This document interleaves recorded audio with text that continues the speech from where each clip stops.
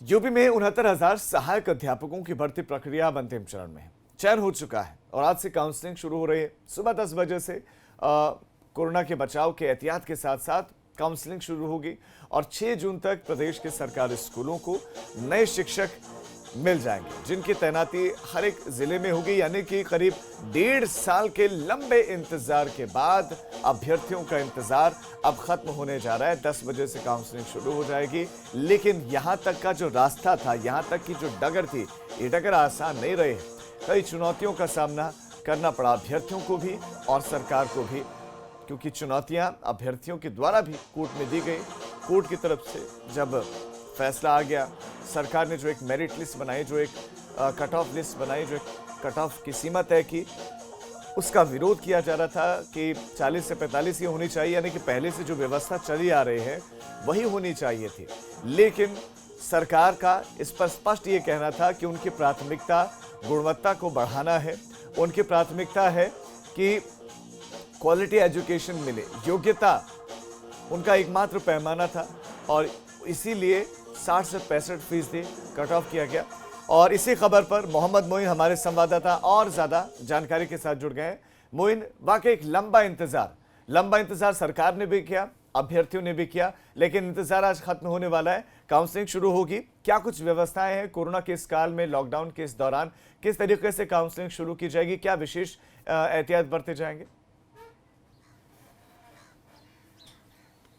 जी बिल्कुल, साफ तौर पर कहा जाए कि कोरोना काल में जहां एक तरफ लोगों के सामने रोजगार का संकट है, वहीं बड़ी संख्या में तकरीबन 69,000 लोगों को सरकारी नौकरी मिलना अपने आप में वाकई बहुत सुखद एहसास कराने वाला है।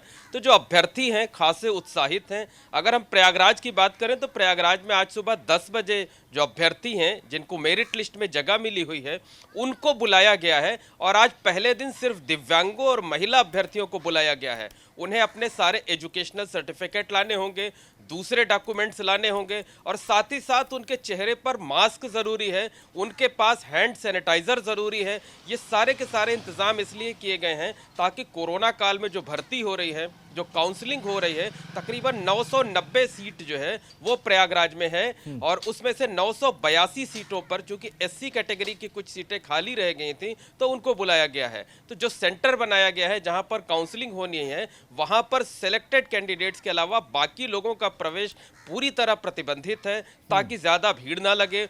कई कर्मचारियों की ड्यूटी लगाई गई है ताकि वो सोशल डिस्टेंसिंग का पालन कराते रहें।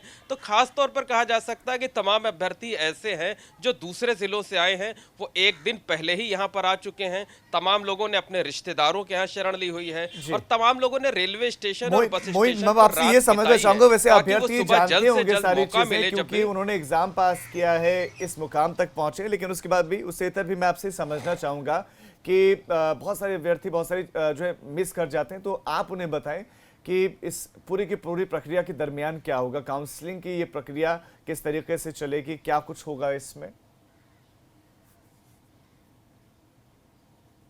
देखिए, उन्हें अपना वो मार्कशीट लाना होगा जिसको उन्होंने क्वालिफाई किया है। हालांकि लिस्ट पहले से ही तैयार है, लिस्ट सार्वजनिक की जा चुकी है 3 दिन पहले ही।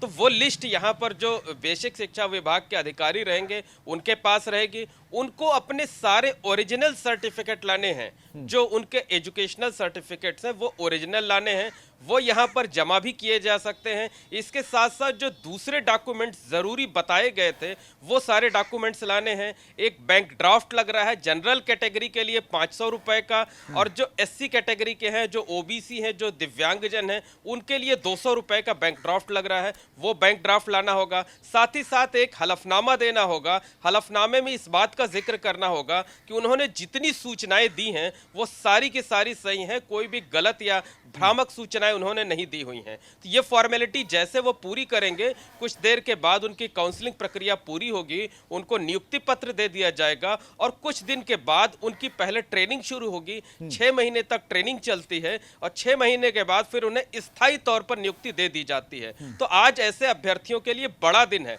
बड़ा दिन हम इसलिए कह रहे हैं कि उत्तर प्रदेश में जो 69,000 शिक्षकों का चयन हुआ है, उनमें से 4 ऐसे हैं जिन्हें 57 साल की उम्र में नौकरी मिलने जा रही है, यानी 62 साल रिटायरमेंट की एज है, सिर्फ 5 साल ही पढ़ा पाएंगे वो। लेकिन जहां एक तरफ सरकारी नौकरी के लिए मारामारी रहती है, तो 57 साल की उम्र में इस तरह से क्वालिफाई करना अपने आप में एक बड़ी बात है। तो समझा जा सकता है कि आज के दौर में, खासकर कोरोना के मुश्किल काल में, एक अदद सरकारी नौकरी कितना मायने रखती है, किस तरह से लोग बिल्कुल जद्दोजहद बड़ी बात करते है। और हैं। ये तो प्रेरणा सरकार के के इस स्रोत भी फैसले बनेंगे की और सराहना लोगों हो के रही लिए है कि कि कोरोना छोटी सी के उम्र मुश्किल में काल में आप उसने ये हौसले भर्तियां मत पूरी की। हारना, आप उम्मीदों को मत छोड़ना, क्योंकि आप जो चाहते हैं वो उसको पा सकते हैं, बस थोड़ी सी मेहनत उसके लिए करनी होती है। मोइन, 10 बजे से चूंकि ये प्रक्रिया शुरू होगी, ये कब तक चलेगी ये भी जान लेना अभ्यर्थियों के लिए बहुत ज्यादा जरूरी है। कितने बजे तक ये चलती रहेगी दिन भर?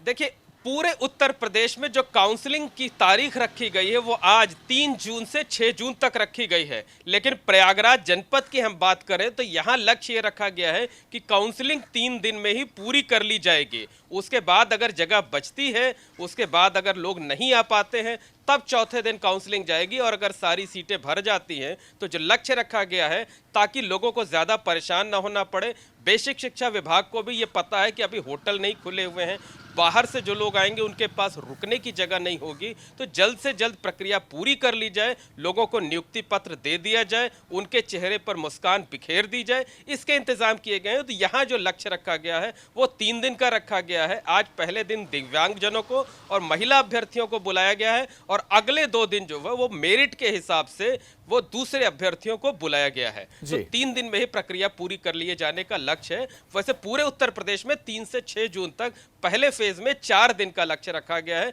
कि 4 दिनों तक काउंसलिंग की जाएगी। अब उसमें देखना यह होगा कि कितने अभ्यर्थी आते हैं, कितने अभ्यर्थी अपने डॉक्यूमेंट्स का वेरिफिकेशन करा पाते हैं, और कितनों को नियुक्ति पत्र मिलता है।